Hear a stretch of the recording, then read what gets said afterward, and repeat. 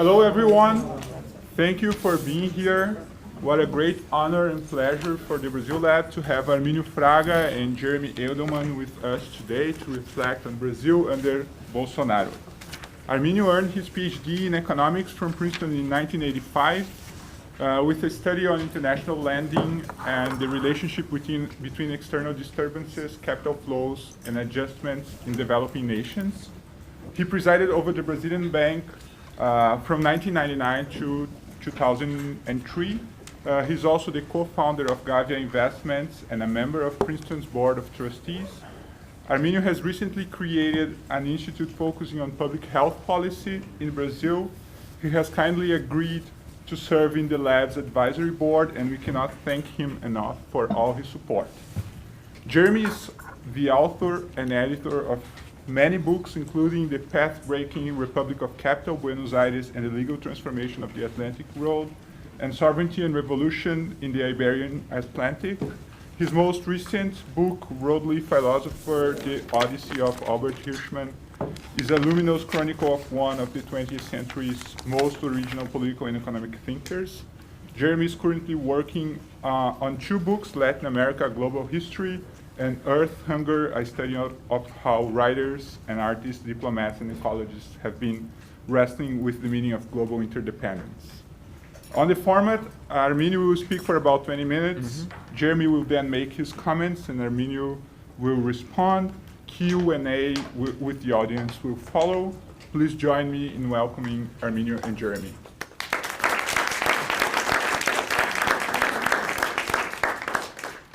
What time do we end? 1:20. Okay, so I'll try to keep it short so we can have some time to discuss things. There's plenty to talk about. So I have some notes to speed up things. It won't be the most beautifully connected speech you ever heard, but pay attention. There's a little bit in it. So I'm going to start with a very brief review of some of what I said a couple months ago in the what I think was the inaugural event of Brazil Lab. And then I'll move on to more recent events and so on, and then even perhaps, as Angela Alonso, who was here, I'll try some astrology, maybe. So here's the background. As you know, massive crisis, economic, social, political, cultural, you name it. It's really a big one. Here are some facts, okay, before we get into opinions and etc. We have just had a drop of 10% in Brazil's income per capita. 10. Now, if you think that we should have been growing at 2% a year, shouldn't be that hard. We should be 20% higher. So on average, people in Brazil are now experiencing something that is 20% below what it should have easily been. Moreover, if you go back a little bit further, but not as far as Jeremy could take us, we've had, 35, 40 years of mediocre growth. So besides the crisis, there are some longer term issues. The growth, again, per capita of Brazil in these years was about equal to the U.S. The U.S. being kind of the frontier has a harder time growing fast. We can grow fast by investing more, educating more, copying, you name it. So, we didn't. And then moving on a little closer to now, Brazil is not investing much either. The country, there's sort of a paralysis, and we'll see what happens from here. Not surprisingly, social indicators are also kind of moving backwards. The distribution of income after quite a few years of improvement has gone backwards a bit. Remains, of course, very uneven, as you all know, and we're not just talking about income, it's opportunities as well. So you find in Brazil something you tend to find these days, even in countries that are not doing so badly, but there is a feeling of despair, discontent, total rejection of politics, of politicians, etc. We have a state, big S, that is very large, and where, say, Social Security eats up about 14.5% of GDP. I just looked up recently, and I think might have mentioned this before here, the state wage bill. So this includes the spheres of government and then federal, state, and local, is 13.5% of GDP, which is about 5 points higher than what you find in Chile, Mexico, and Colombia. So the total, their social security systems are also not as extravagant as ours. They also spend a lot less. So spending with people directly in Brazil is 8 to 10 points of GDP higher than in Latin American comps. Now, despite the fact that the state is, as I said, is on the large size, it doesn't deliver the kinds of services that are needed and that people are now demanding. And this has been the case in spades since 2013, when people went out in the streets. So we're talking education, transportation, everything related to security, crime, even health, where our system has had some major achievements over the years, is now in trouble as well. And besides that, to finish, the federal government is in financial troubles. It's not bankrupt, but it's very vulnerable.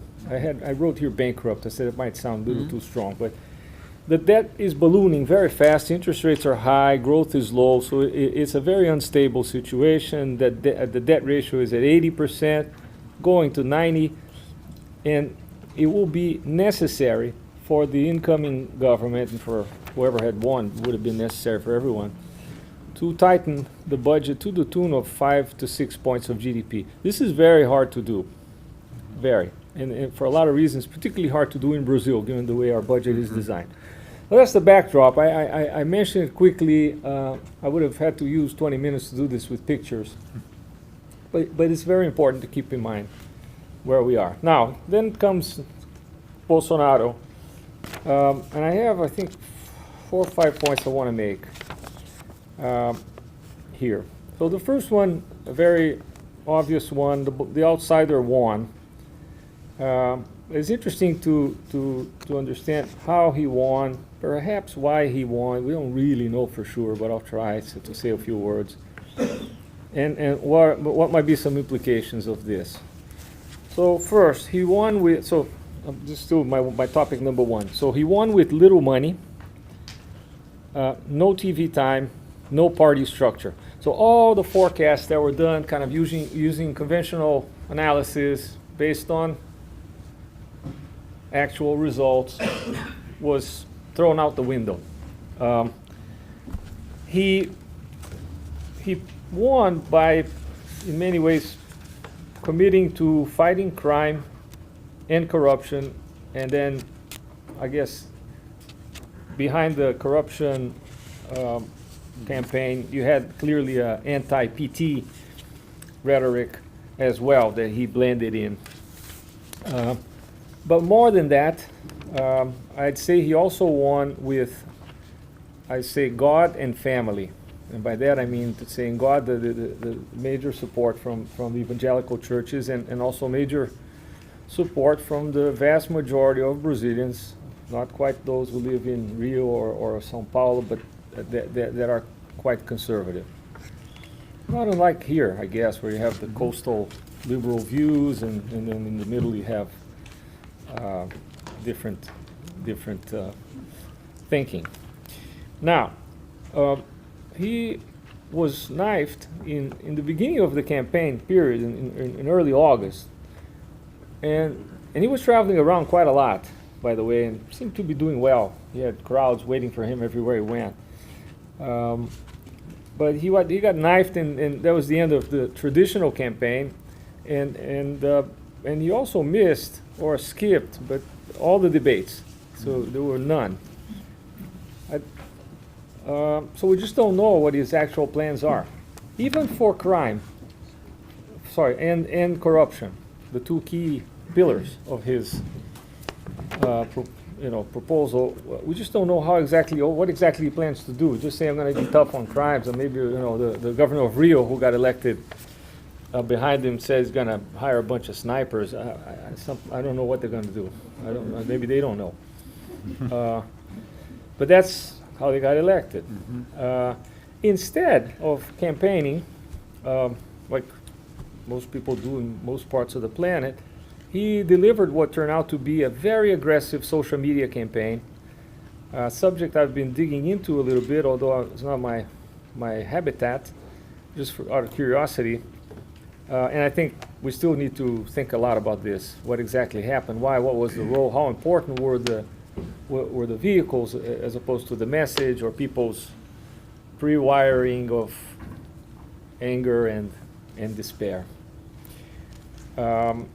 What is clear, though, is that this was an election, a battle of who enjoyed the lowest rejection rate. So it's sort of it's a strange situation. Usually, you trying to vote for somebody you want, and there's a large number. Bolsonaro has his corner support, and as does the PT. But many people voted just saying, "No, this is the least bad."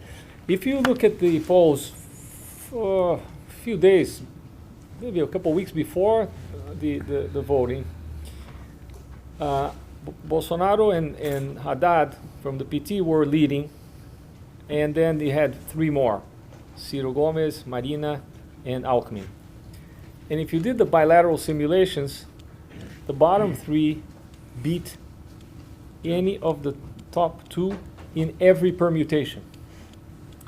So this is an interesting one for folks who study voting theory, arrow paradoxes and whatnot. We have one in practice there.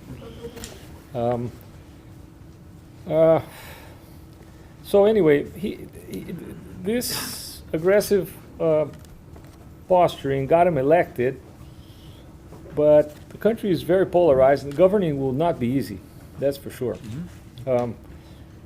So that's block number one. The outsider won, kind of that's how he won, and it's a very polarized situation. Block number two, not only did he not explain what he will do in the sort of cornerstones of his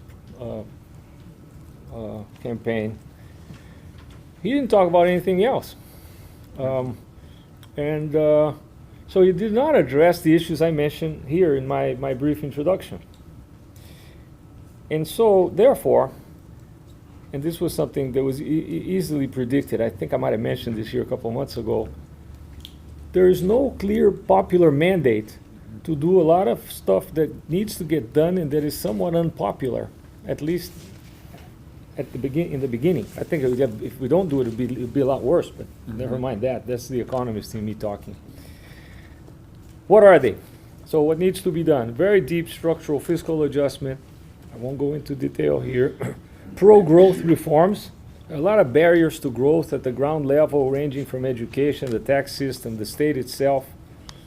It's full of opportunity. Today, the governors who got elected sent a document, I think, to the president-elect, requesting a bunch of things, including Social Security reform. I thought that was kind of cool, and ending the stable tenure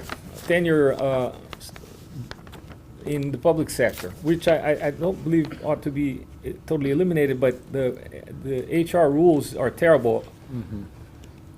10 days ago, I co-authored a very long piece in Estadão and Globo on the matter, in case anybody's interested. I won't dwell on that either, but we have a bunch of proposals to address this matter. And last but not least, we clearly need to address a lot of, call it distributive issues.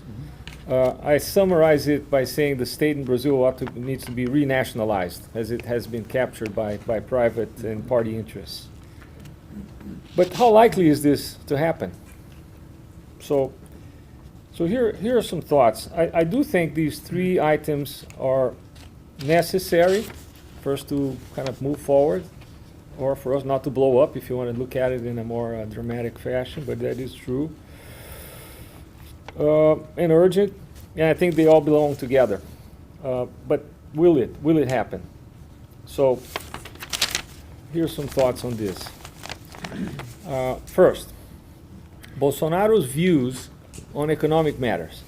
If you've kept an eye on him over the years, or if you just read about him recently, you will find out that his economic views are always nationalistic, interventionist, somewhat simplistic, not a sort of a liberal in a market usage of the word at all.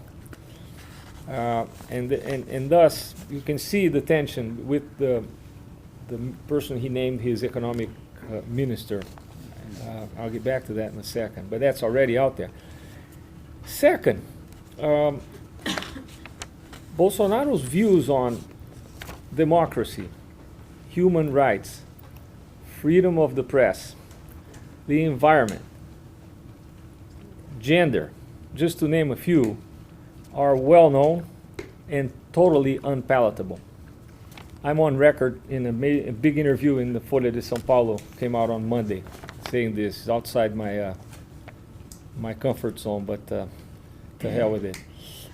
So therefore, there is a fourth front, besides the three reform fronts, that we must keep in mind. I'd call it a defensive one or a resistance front. That, I don't want to, I have no idea what he's going to do. I just think he carries this very strong history. And we'll see. I'll get back to that in a second. So now a few words on the politics. So just to finish this block. Complicated, polarized, Congress, etc. So let me move on to this. Obviously, the political scene in Brazil is very polarized, and I'm expecting tensions to stay high indefinitely. I think it will be crucial for the president-elect to send clear signals that violence will not be tolerated inside the government, in the streets, and so on. As we heard here, some of you have heard, I heard, actually we didn't hear it here, as Angela Alonso, who we heard here speaking in the September panel, put it brilliantly, I might say, will he lead the way, or will he just let things fly out of control? In Portuguese, it sounds better. She said in an interview, ele vai liderar ou liberar, which I thought was fantastic. And we just don't know. We just don't know. There is still a relevant center in quotes, because it's not ideological, and they remain large and fragmented. So from the center, we cannot expect ownership for long-term focused action. It's going to, maybe it'll happen, but I just don't know, and I'm not counting on it. Constitutional reforms are needed, will be needed, but the 60% majority will not be easily achieved as a result. Okay, moving on, another block. Now, despite all this that I'm kind of describing to you briefly, because the PT lost and the market-friendly finance minister was named, Marques have been happy. Go figure. Legendary Judge Moro was also appointed, and he's now Minister of Justice. This was well received by markets, somewhat controversial in other spheres for obvious reasons. So all of this sounds a little bit optimistic to me. I wish I had, optimistic words to share with you, but at the moment I don't. Now, to be fair, Bolsonaro's formal victory speech was a positive surprise. I say formal because those of you who might have been watching, you know that before he gave the formal speech, he prayed. He with a bunch of his buddies, Magno Malta and us, they were there praying, and then a little while later he read his speech. The speech was actually surprising better than I had expected. much better. In it, he pledged loyalty to the Constitution, and he said, check it out, also to people's right to make their own choices. He had that in it. That I thought was pretty amazing. He also pledged all this to God, and he's a very religious person, so I take that seriously. Sadly, I'm not, but I wish, but I'm not. But he is, so I mentioned that. So hopefully, I'm being hopeful.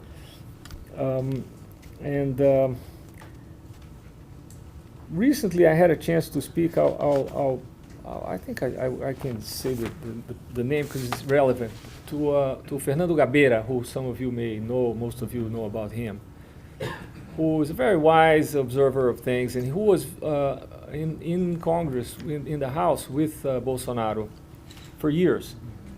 And they often were together when it came to fighting against corruption.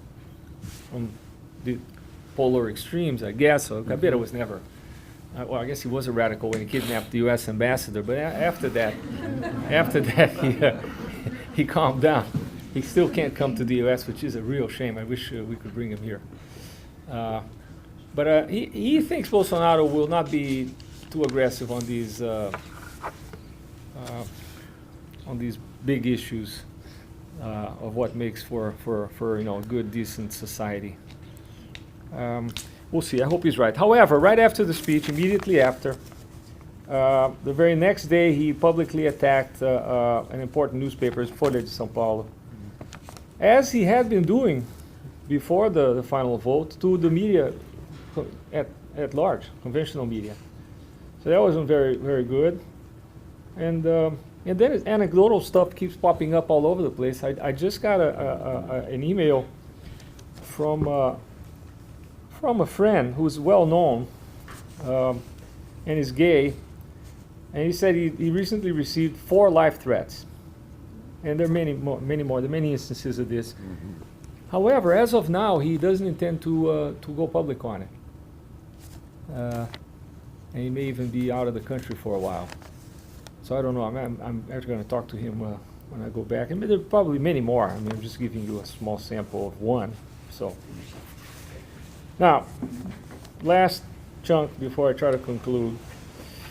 My read is that these first few weeks have been somewhat chaotic. They talk a lot, and but it's a bit confusing. Reading the papers every day has been difficult for quite some time. And it remains so. They're out there speaking, but with half-baked ideas being floated by members of the team and by the captain himself, and then dismissed or reversed also by the captain himself. So it's been that way. On the economic side, he's filling the slots well so far. Though I must say, Paulo Guedes, who's the coordinator, has struggled a bit. I wasn't expecting that. It's not clear at all that the support for probably the most important economic reform on the table is an overhaul of the Social Security system. I'm pretty involved in this thing myself, but I won't bore you with the details. It's not clear that there is support for that. We shall see. The recently elected governors, just yesterday, it's in the papers today, also are out there saying they need it, and they really do. So this could help. But it's not a very popular topic. And the president-elect himself has frequently stated that no such overhaul is needed, and stuff has to be done right and slowly. But Social Security spending is about half of the federal government spending. It's massive, and if you need, like I said, 5-6 points of GDP, and the proposal that's sitting in Congress now is worth 0.6. It's 10% of the adjustment. It's not enough from that item, and it's also totally unfair. The system is very, very easy to improve on that matter, on that front. So we'll see. The current bet seems to be that the economy will embark on a cyclical recovery because this is high unemployment, so it's 12% still, or 12 plus. And somehow the reforms will take place. I cannot rule it out, but I think there are massive issues of design. In the case of Social Security, they're coming in with weak proposals. And execution, political and otherwise. These risks are still, in my view, uncomfortably high. Now, so to conclude, I guess you've by now realized that I'm very concerned. I think the risks and vulnerabilities are high, tensions are high, and if clear, credible actions to, at least to do a couple of things. One, to enforce the rule of law for all, and two, to promote sound public finances are not coming soon, the honeymoon may end up in tears, I suppose. I don't think, however, Brazil will end up as Venezuela. There's the optimistic in me, or maybe not. I'll have to hear your views on this. But I think there's enough social energy and there are enough institutional defenses in place to avoid that the very sad fate of our neighbor to the north. Namely, a free press for now, but I think probably will be there through these years.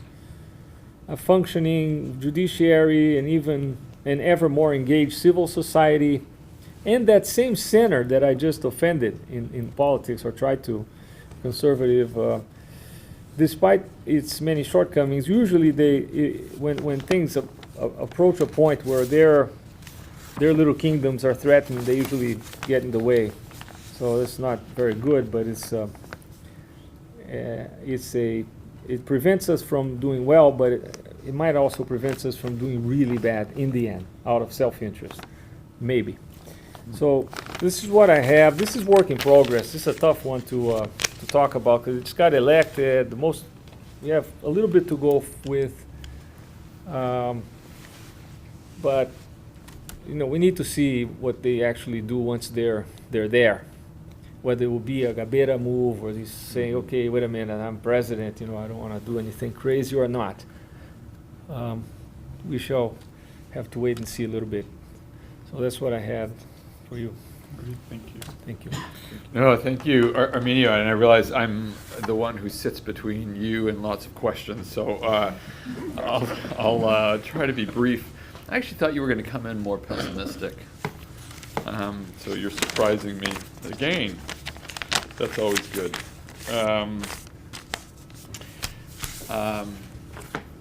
Umberto Eco used to tell this story when he was alive, that he had students who would come to him in 1968 and say, Professor Eco, join us in the revolution. And he would say, but who's going to fly the airplanes? And then his students came in the 1990s and say, Professor Eco, we want to fly the airplanes. And he said, but who's going to make the revolution? And now I think the dilemma is, what do we do? Yeah. Do we fly the planes or do we make the revolution? And that's kind of where you left off, in a sense. I'll come back to that, I think, because there's a question, what do progressives do faced with this? I mean, there's looking in the crystal ball at this guy, and then there's looking at the other side and how to think about alternatives. So first, just to remind ourselves, that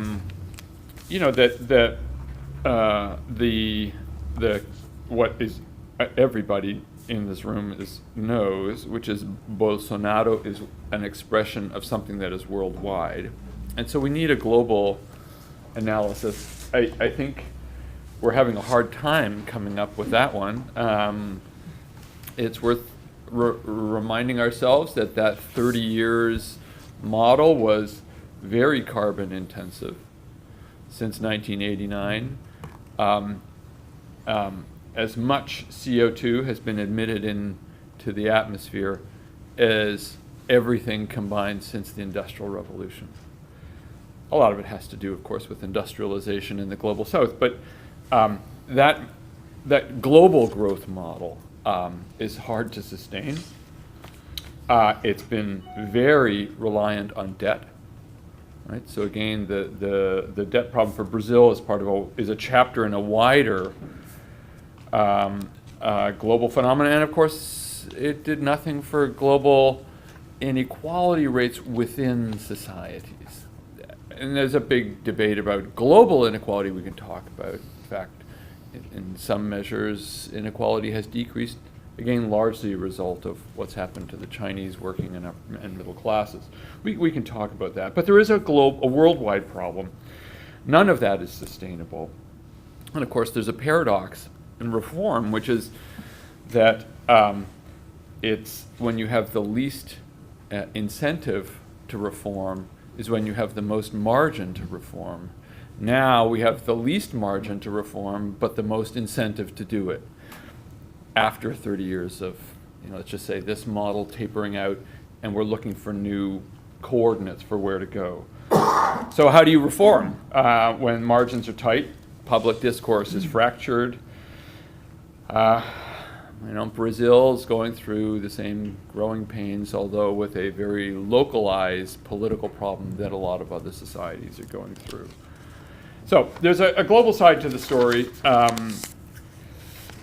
Then there's the crystal ball, or to change the metaphor, the cipher that he is. I mean, he won by campaigning, and now the question is, how does he govern? And there are two separate logics. One can bleed into the other, but not necessarily. Clearly, he rode this wave of moral outrage. Again, we've seen that worldwide as well. And in fact, today's New York Times is oozing with talk about the moral crisis of our politics and the limits of liberalism. My first question is actually for all of us to help us brainstorm how we think about new modes of communication and the public sphere. And I think we're only starting to figure that one out. And there are lots of different things going on, from Russian activity, if you look at this new videos on the New York Times website, to the functions of WhatsApp. As I understand it, you're saying now, looking forward, that he suffers from an outsider problem, right? That beyond the emotional politics of campaigning, what is now that he's an insider? What's the model? In particular, what's the growth model, which is, I think, the key issue to what is the more general model. That will determine the rest. Some of you might find that overly economistic, but that is the issue, I think, that will determine the rest. The second is a recognition of his political weakness, right? That he does not have parties, large blocks of parties and a coalition in Congress that will allow him to get legislation through. Governing, as you say, won't be easy, especially since so many of the things that require reform, starting with the fiscal structure, public sector reform, and so on, are going to require mobilizing the parties. And we're just going to have to see how that works, if it works at all. Kudos to you for speaking out about the importance of civic discourse and tolerance. It's worth adding that in the long run, one thing we know as economic historians is none of this is good for growth. That more integrated civic and political systems are better for economic growth in the long run. I mean, that's just true, keeping China aside for the moment. But what do we know about other outsiders in Latin America? Particularly outsiders without social movements behind them. So I think of put Evo Morales to one side. I think he's kind of a special case. Venezuela obviously is the nightmare scenario, right, where the outsider creates a Bonapartist regime and then flattens it. There's another way to think about it, which is the Peruvian forked road, say between Fujimori, which I think is also an unpalatable model, but it's there to create a party out of the fracturing and the dismantling of the others. Now, Fujimori came to power when the other political parties were in bad shape. And that's why, in the end, my question is going to be, well, what do progressives do, in particular the PT and the center, and or the center? And then there's the PPK. I mean, Pedro Pablo came in very much as an outsider, a dark horse, and ran into all kinds of problems himself with an uncooperative Congress. He had baggage with him that eventually caught up with him, and he was tossed.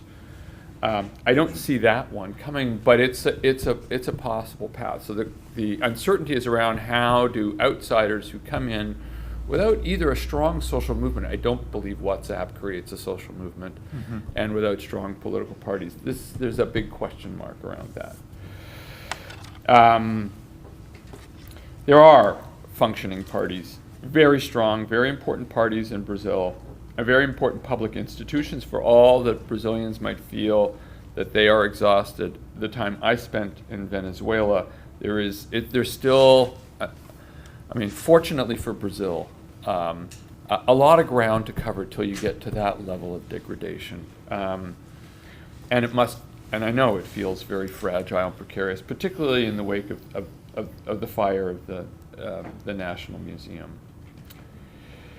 But I actually think, so here's my final question, it'll come down in some senses to what his opposition does.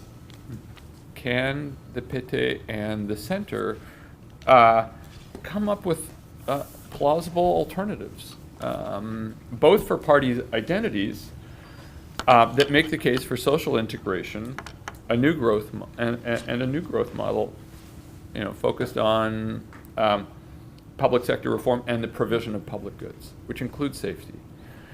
I think in some senses, for progressives, you try to control what you can control, and by controlling that, play a role in the game that's to come. My takeaway from your presentation is that he's probably a little more open than we realize, particularly when it comes to governing. Campaigning was one thing. It's adversarial, it's competitive.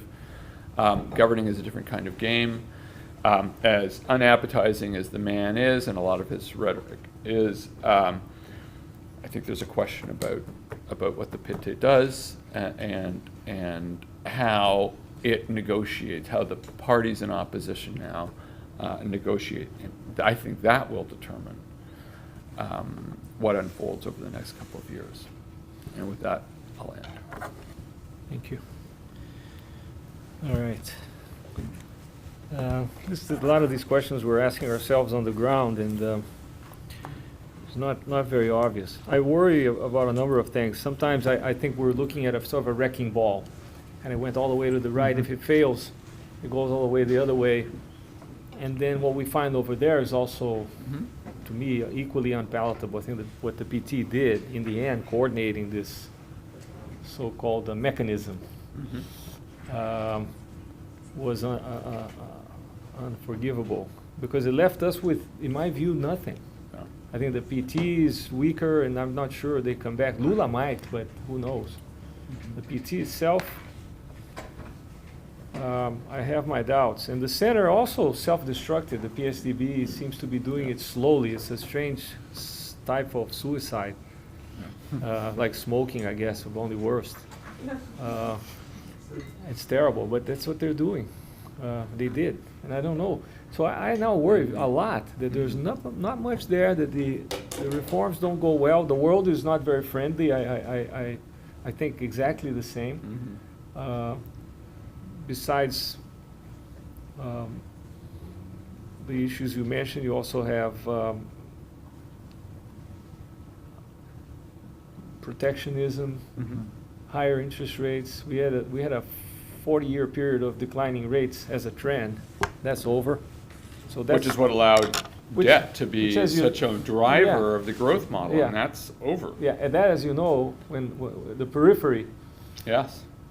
catches pneumonia when someone sneezes over here. Dependency That's theory. right. That's still still- true. I mean, it's basic finance, but Mhm.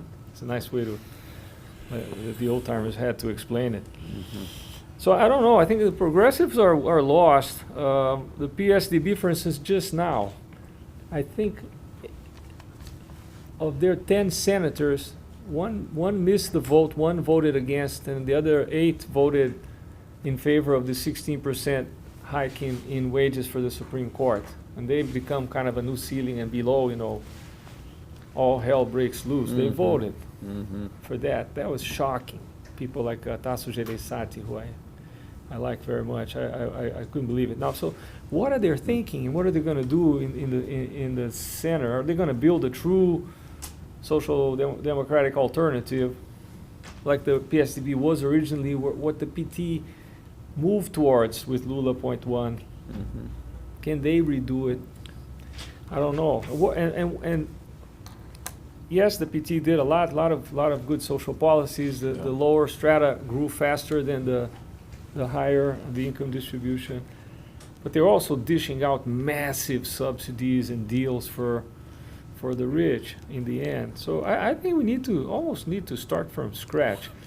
I don't know. I think the growth model that Guedes and company have may not be consistent with the model that's in the mind of the captain. I don't know. It doesn't seem to be. I think they would like to go towards, here in the U.S. would be more of a freshwater model. Mhm. So Chicago, Minnesota, liberal in the market Can I sense. push you back on something you just said? Yeah. Which is the starting from scratch. I mean, I know in the midst of a crisis, it must feel like, that's the pathway to take. It was something we were talking about with Lily Schwartz last week. Was the Roberto Schwartz mantra about Brazilians always feeling like they have to start over again, right? Part of the Brazilian version of fracassomania, right? It's failing, therefore you start from scratch. Is there anything that doesn't require going back to scratch? Not that I can see. You are more pessimistic than I mean, okay. I think people want something new. I mean, you asked about new modes of communication. I've been spending a lot of time on this with folks who are 40 and under. I'm 61. No plans to sit down and enjoy the circus. I think we'll be seeing. I think that a lot of young people are engaged. This is new. And I think that's where things are going to come from. Now, in the meantime, I think we're in for a lot of volatility. So there will be tension. I think they will be tested by markets, by social forces, and then we need to see how they respond. That's when we will really find out what they're all about. Is when stress hits. Until then, we're just guessing, and they may even kind of muddle through a little bit. There's not a lot of time to keep muddling through because we're very vulnerable as opposed to, say, Mexico, as I think I mentioned back in September. Yeah. So new parties, I don't know. China is an interesting case. This is outside the matter, but people often forget that the standard of living here, including income per capita, but not just that, and despite the current tripulação, the current team, it's still reasonably pleasant and all that. There's some issues now. Hopefully they won't be here forever. And it's the wealthiest in the planet by a lot. Yeah. So China has a long way to go, and I wonder whether they're going to get there without. So are they. But they moved. But yes, lot, right. no, but they moved a lot in the wrong direction. Right. I actually was talking to a Brazilian. He's 24.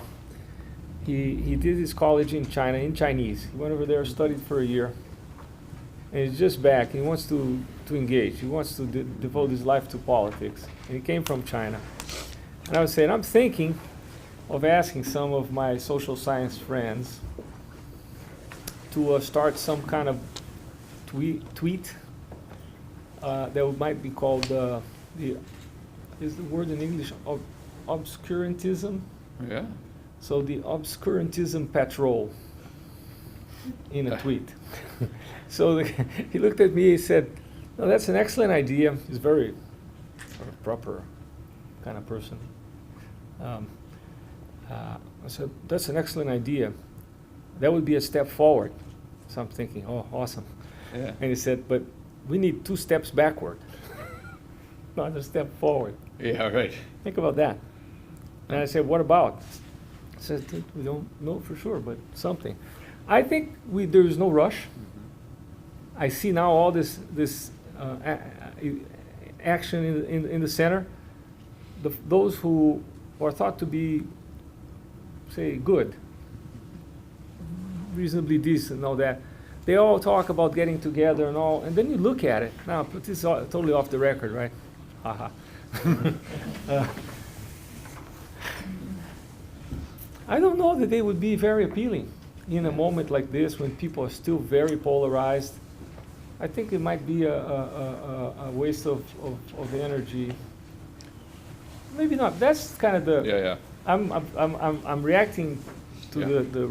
the Schwartz you're alluding to is Roberto, unrelated to Lily and Yes, Luis. that's right. Nonetheless, an important Yeah.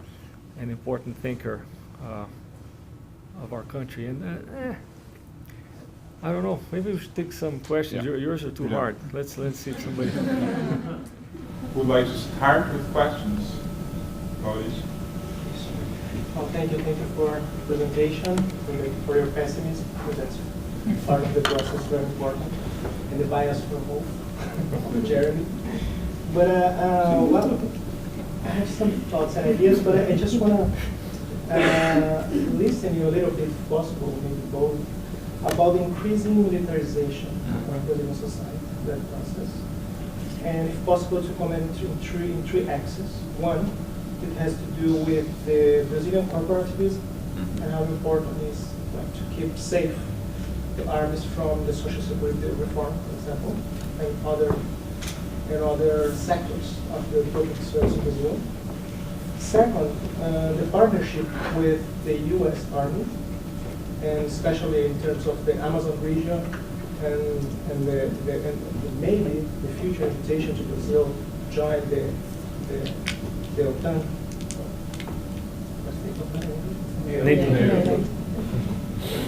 And the third, which had to do with the criminalization of social movements in Brazil, and that the way that some military sectors they look to that social movements as kind of internal enemies, and how this can be part of this future government of Bolsonaro. Thank you. Excellent question. Okay, first on their general attitude, it's my impression that they are not gunning to take over this mess. It may be just that, or maybe a little better than that. It sounds bad, but I think this is a very messed up situation. I don't see what they would, why would they interfere? I think they might have been more motivated had Haddad won, depending on what direction he might have taken. And we just don't know because we just don't know who the real Haddad is because he was parroting for Lula for the most part. And you could see it with some of the things he was saying in the party. But I don't think they're there. On Social Security, you may have heard I put together a group under Paulo Tafner, who was an expert, to design a Social Security proposal that would have some impact and that would be fair and might therefore be acceptable. This is hard because this is a proposition that is looking to take about 2% of GDP out of the pool. So this is never easy. So it has to be seen as fair, and it is. The one we designed is very fair. If you do a Gini coefficient of the Social Security flows, it improves nicely with the proposal we handed to the government. Now, Paulo did talk to the military. It was fascinating, and I can't go over all the details because I wasn't there, but it was done with I was sort of coordinating things. Said, by all means, go and talk to them. The main proposal is, the thing that worries them the most is they basically say you don't have old soldiers. They have to retire. And what we were saying, fine, but then you don't get full pay. You get half or something, depending on how many, which is what is done in most parts of the world. Then they go on for a second career. That could work. I think that could work. So it's reasonable, and there are a lot of other issues, pensions for daughters, granddaughters, all kinds of things like that. Those were all on the table. So we'll see. The connection with the U.S. is probably getting a little stronger, particularly after the new Minister of Foreign Affairs was named. Do you all keep up with that? Yeah, take a look. And he seems to be like a Steve Bannon sort of person, and he supposedly also listens to this other preacher, Olavo de Carvalho, who lives in the States. They all listen to him. Maybe some of you do as well, I don't know. But he is sort of an extremist, in my view, of the first rank. And so is Bannon. So all the nonprofits, artists, intellectuals, they're all terrified about what will come, including with the army and the Amazon. I don't know what they're thinking. I do think there is a sense in which some kind of dialogue should take place, given who's in charge here and in Brazil. But I don't know, and I don't know whether that's good or bad. I think at this point, I've always been in favor, but at this point, I have my doubts. I just don't know. I want to wait. I want to wait to see what they do. The criminalization of social movements, I really would be surprised if that were to go through in the form of a law, of a new law. I really would be very surprised.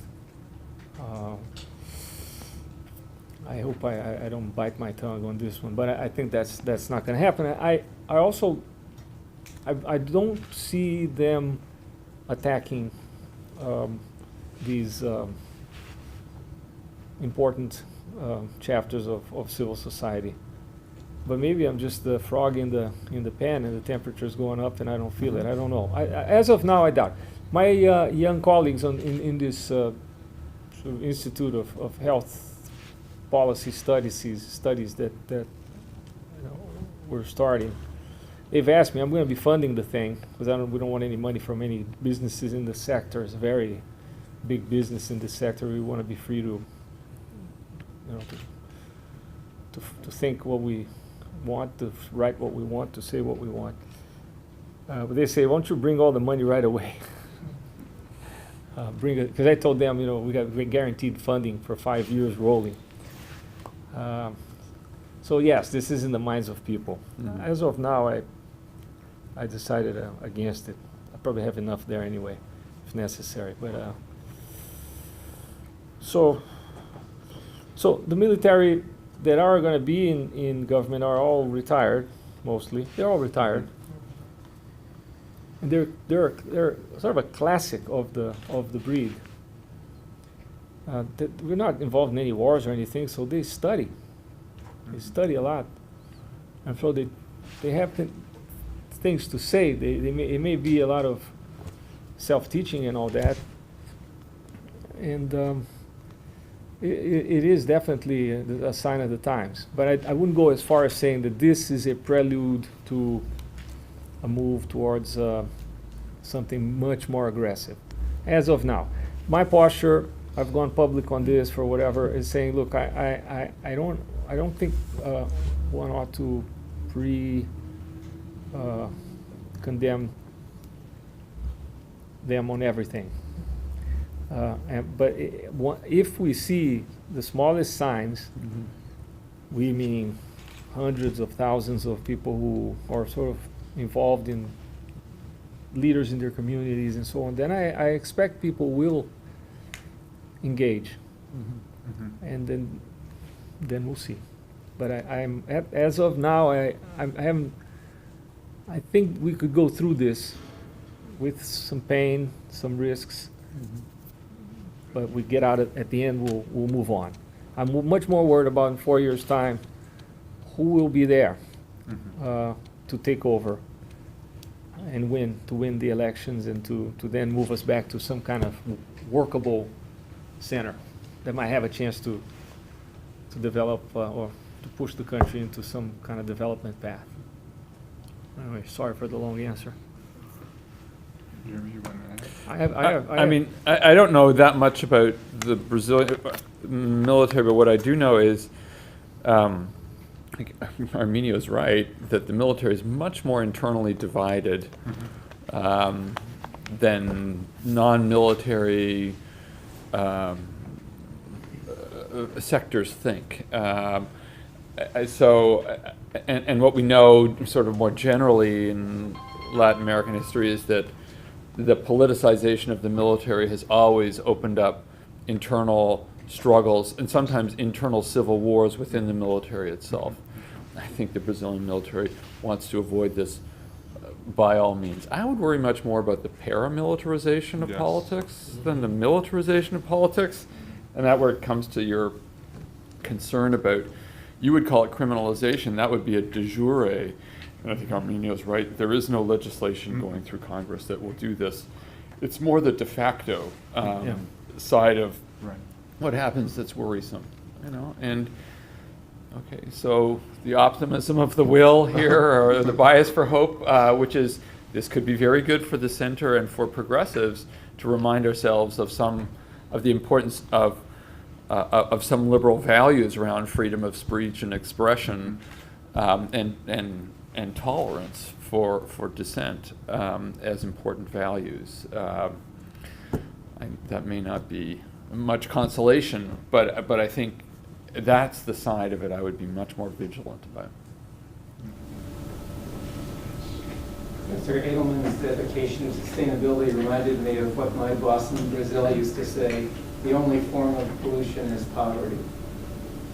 Enrique Morales would say that to us whenever we describe pollution. And actually, it leads to my question, because you spoke about lower levels of investment. But that could be due to all kinds of things. Uncertainty about the international system, uncertainty about domestic politics, interest rates, low savings rates.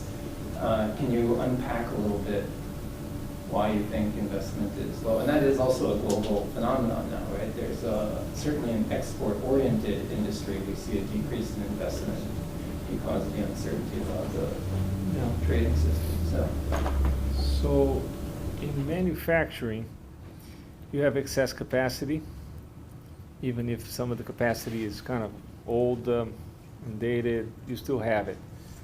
So it's hard to imagine that would be a leading, say, a locomotive of a new cycle. Where I think investment is really low.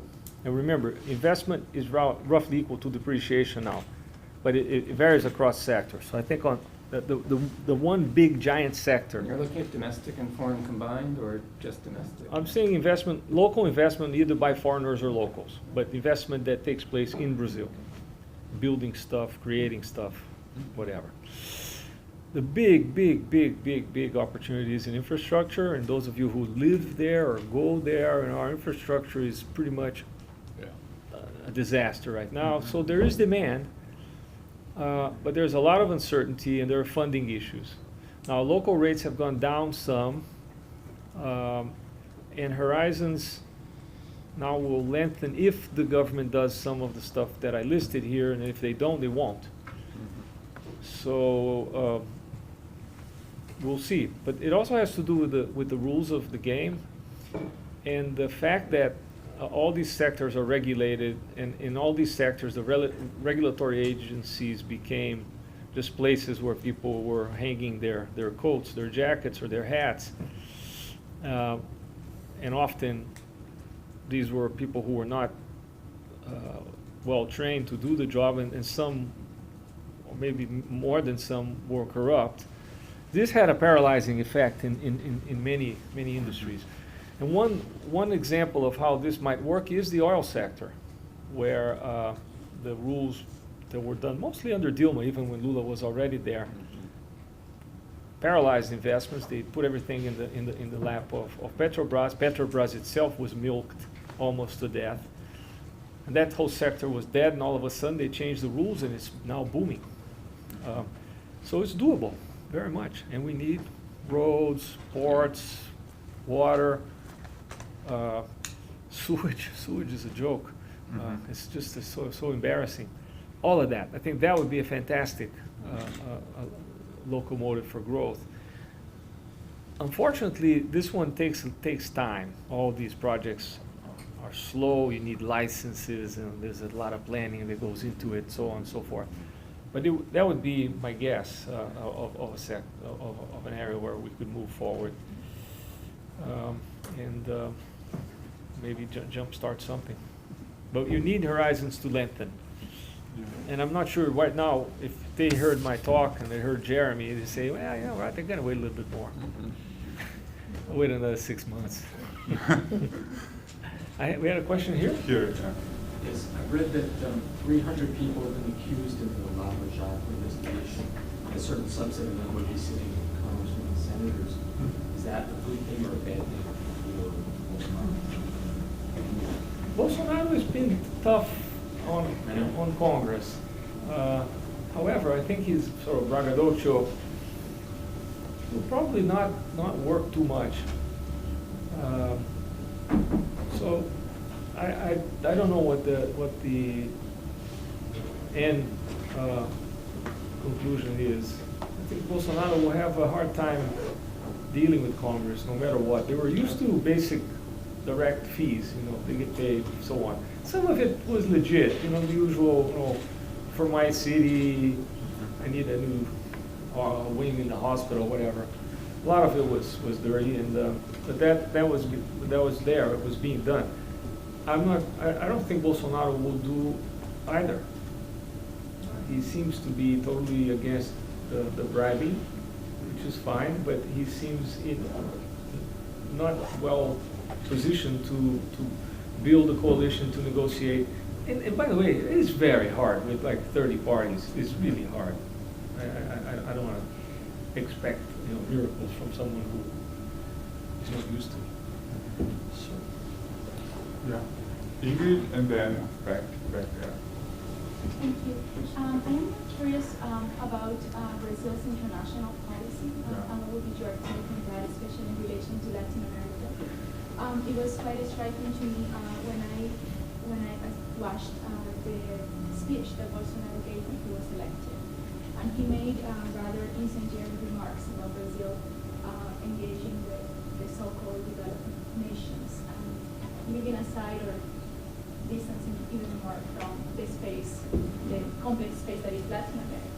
And we have also seen the recent news about Bolsonaro's statements and declarations regarding the program Mais Médicos from Cuba. Right. So is this like an example? And because there is a lot of arguments, of course, that talk about the idea of this sort of attack against communism, but these kind of measurements do have a huge impact on projects that are could be more radical, changing the life of many people.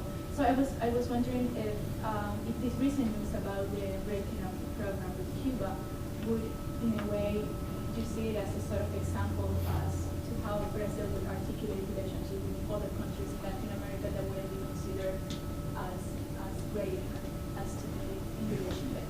Sure. All right. So first, the economic relationship that matters for Brazil is the one with Mercosur.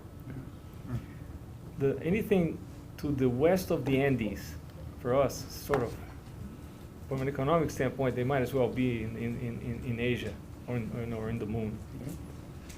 And then comes Bolsonaro and Guedes recently stating very aggressively that Mercosur is not a priority. So that's bad news. Well, it may not be a priority until Argentina flops. Or we do. Yeah, I mean, I think they're more tethered now than they ever were. Yeah. But that's what they said. So that is worrisome. The deal with Cuba, the Mais Médicos was addressing a need, a real need. There was a lot of criticism of how it was done.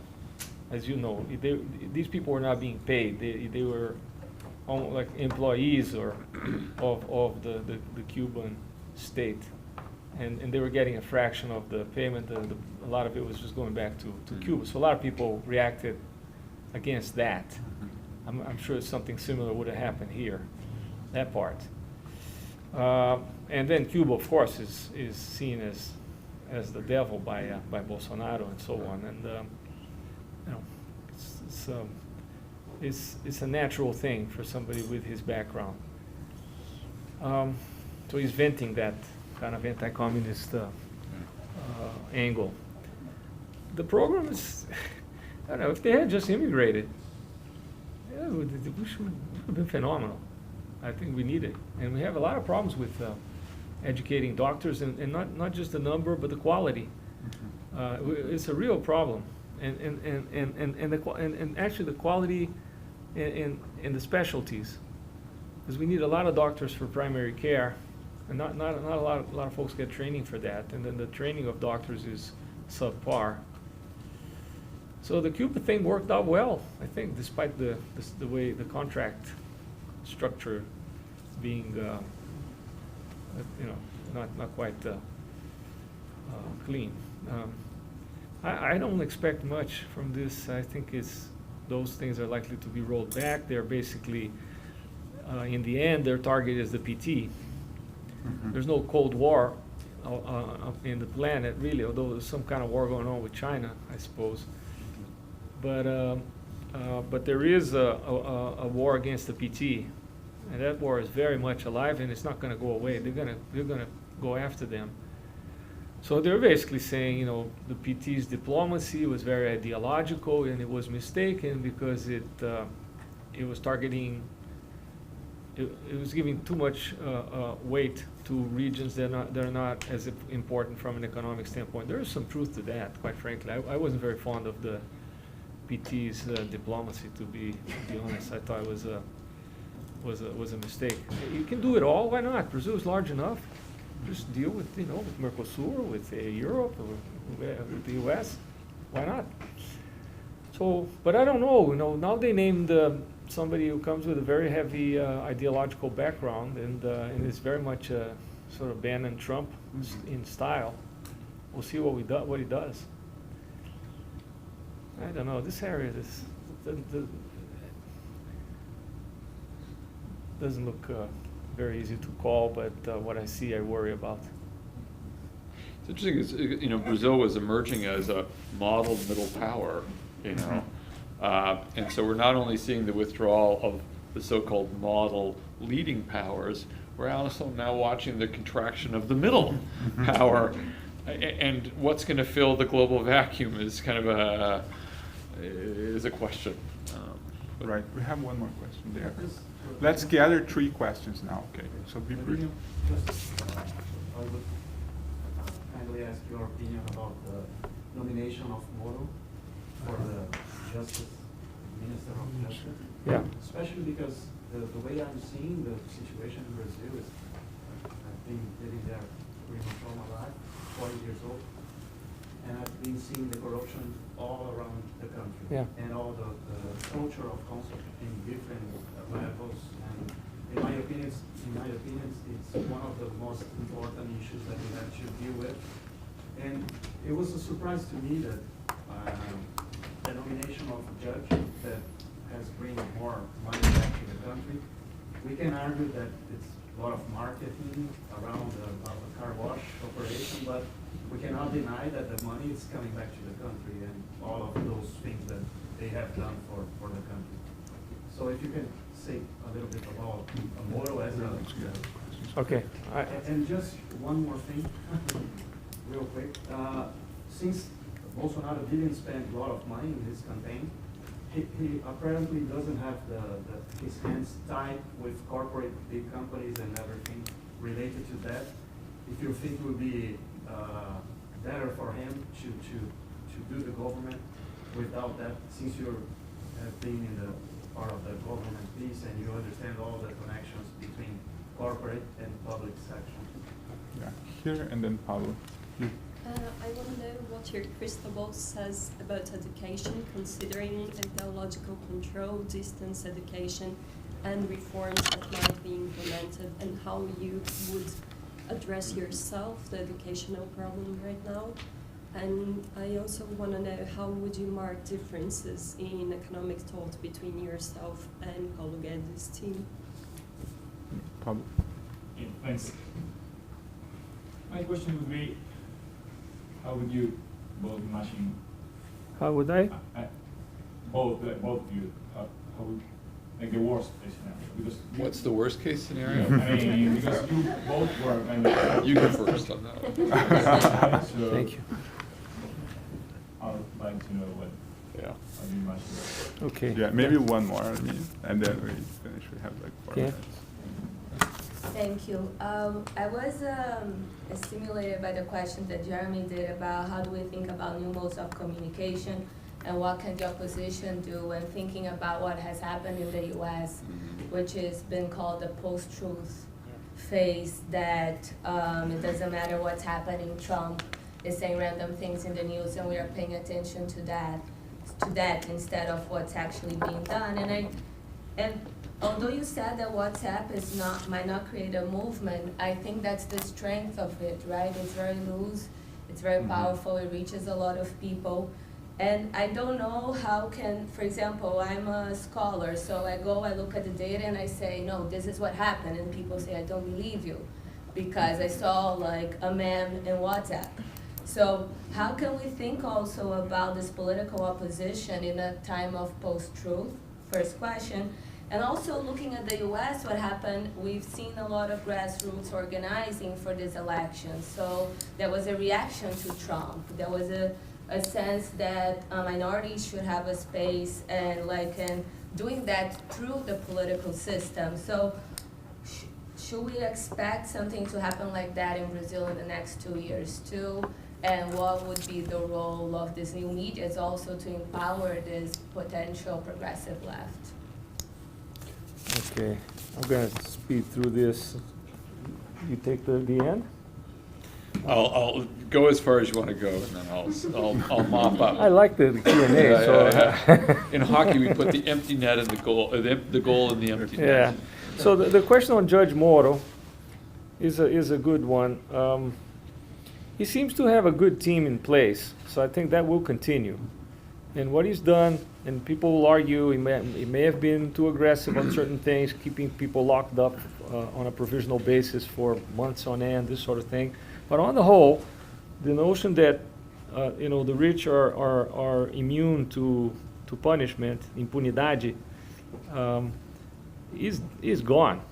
And you can see people really scared all over. All the folks from the old Brazil who were milking the cow until the cow died, they're there saying, wow, they're leaving the country, all that, which is fine. And I think the thing about Moro, though, is of course people will say, oh, you see, I knew it all along. He was there, he locked up Lula lost. Now he got this post, he will sit on it for a couple of years, and then he goes to the Supreme Court. It was all planned. I don't think this was planned. Nobody knew Bolsonaro was going to win, any of that.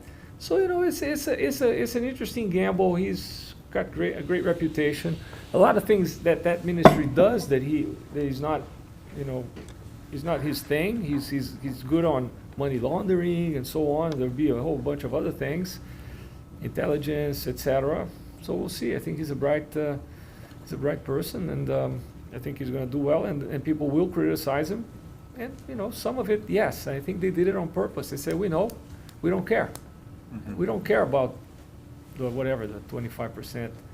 And that's fine. They better do things well, though, because the 25% will be watching every move. But I think it's wonderful that Bolsonaro is not hostage to private money. I think it's fantastic, and I hope he does well with it. And I hope he stays that way. Education, I can't say I really know the subject very well. Brazil has a Plano Nacional de Educação, as a plan, 10 years, that calls for an extra 6 points of GDP to be spent on education. And we still need to get another 6 to take the country out of bankruptcy risk. I don't know where that's going to come from, so they better come up with some ideas that don't require that much money, because in the near term, you know, they ain't got it. So I'm big on management. I'm saying that I've analyzed and looked into some work done in healthcare in the state of Espírito Santo. It's a well-run state, and they hired a bunch of young consultants doing benchmarking, and they're going to save, and this is after a dozen years of Paulo Artungi, they're going to save 30%. 30 in a state that is like well run. I guess, you know, in education you might be able to do some things, but I as of now I haven't heard from them, and I'm not sure what I might do. I think we need, everything in our government needs to be policies have to be well thought out, and then they need to be evaluated. We seem to do neither. I just apply that for starters. But education we need, it has to, from teachers to everything in the end. There, I mean, the population is shrinking. So unlike health, where the spending was going to go up, in education, the number of students will decline. So it's a slightly different challenge. But I'm sorry, can't. Yeah. Look, the difference between me and Paulo.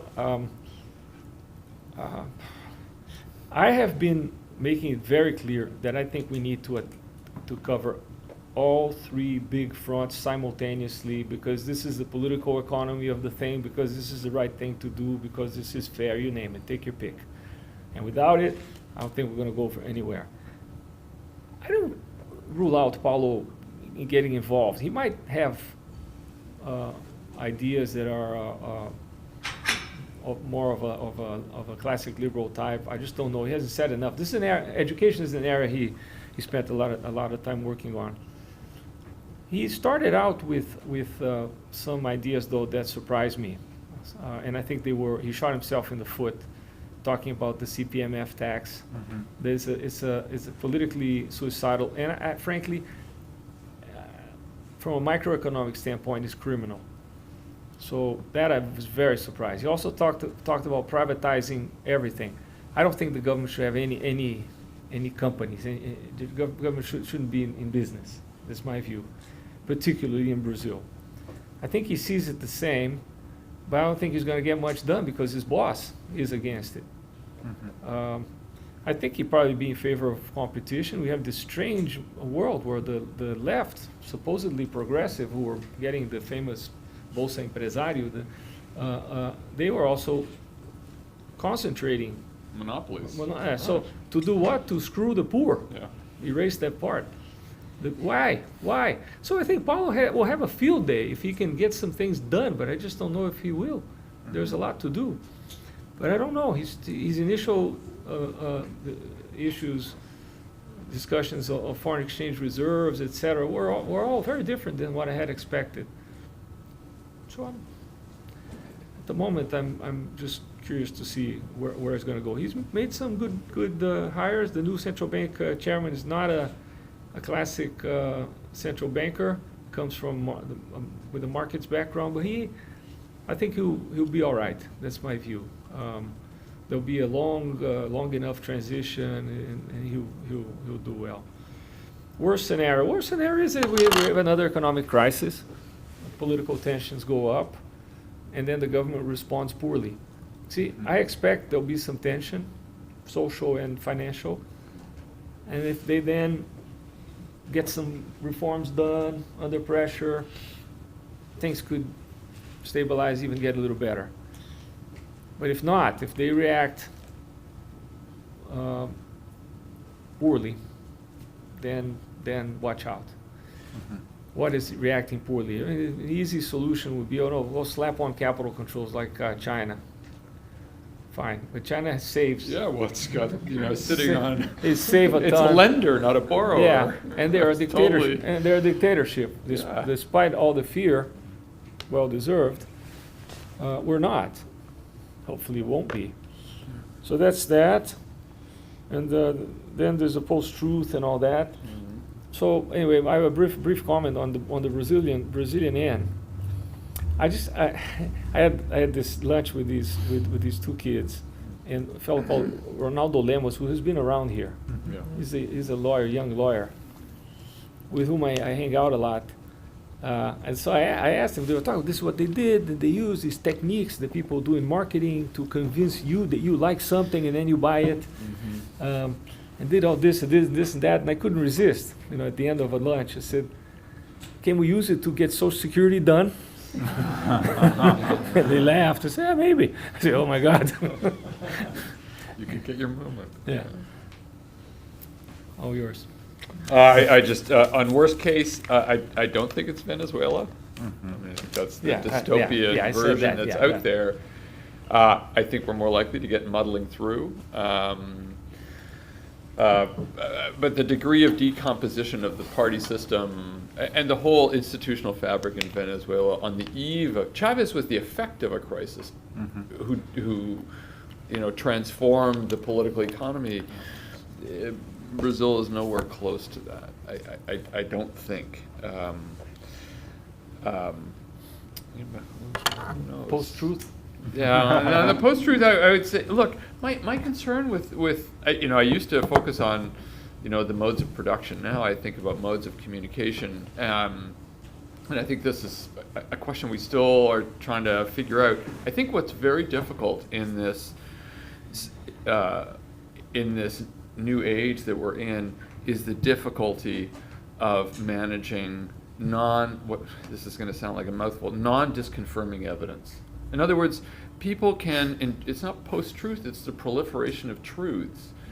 And the difficulty that we have helping everybody be open to disconfirming evidence. Disconfirming evidence, that is, of evidence that shows that you might not be right. Right? Things circulate with a velocity and intensity and with affective powers that makes it very hard to break through those walls. So I worry about what so Hirschman's ghost has been hovering over this room, what he calls intransigence. That you find your truth. It's not post-truth, it's multiple truths, and you believe in that. And you don't have to contend with disconfirming evidence, which deepens your belief in it. And then you have no conversation. So that would be, my concern. I don't think those are social. I don't think WhatsApp makes a social movement. I think there was once a thought around Tahrir Square and what we saw happening with the Arab Spring, that we might be seeing modes of communication yielding to new modes of social mobilization. I don't think that the evidence we have of that has not panned out. But so that's my concern, and so it just aggravates polarization and tribalization of politics. Great. Thank you, Jeremy and Arminio, for this wonderful conversation. You have business to do.